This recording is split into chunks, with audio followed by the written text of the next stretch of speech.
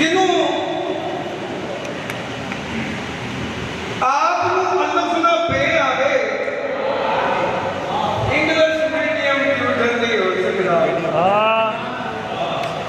ਕਿਉਂਕਿ ਡਾਕਟਰ ਬਸ਼ੀਰ ਫੈਜ਼ੀ ਸਾਹਿਬ ਨੇ ਬੰਦਾ ਰਾਜੀ ਨੂੰ ਮਿਲਦਾ ਕਿ ਕਲਾਮ ਅੱਛਾ ਜੀ।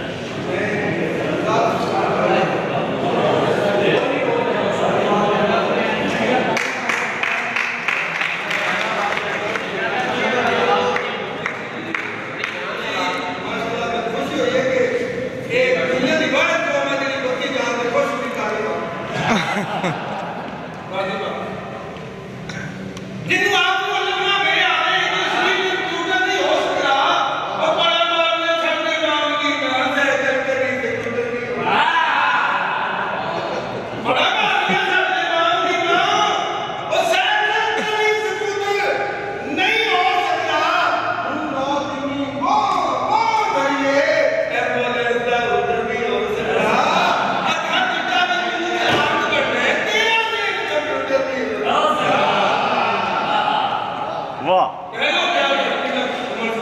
ਵਾਹ ਵਾਹ।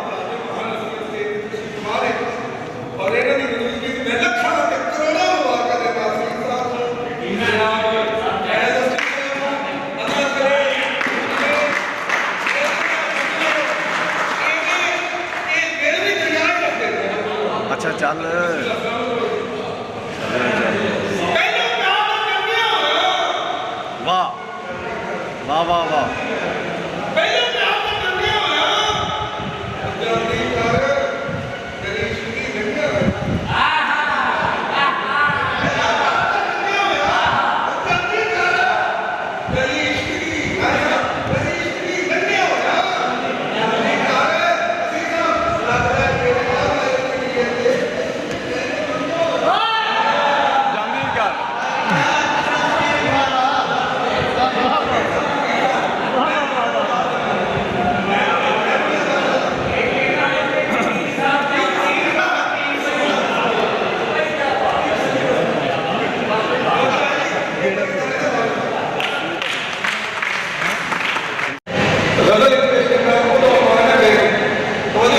ਨਸਲ ਦਾ ਨਾਮ ਬੇਗ ਨੂੰ ਮਾਨ ਕੋ ਨਹੀਂ ਹੁੰਦਾ ਨਸਲ ਦਾ ਹੁੰਦਾ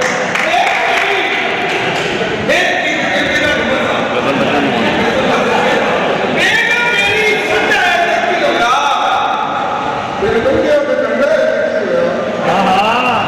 ਬੇਗਮ ਕੀ ਹੋਇਆ?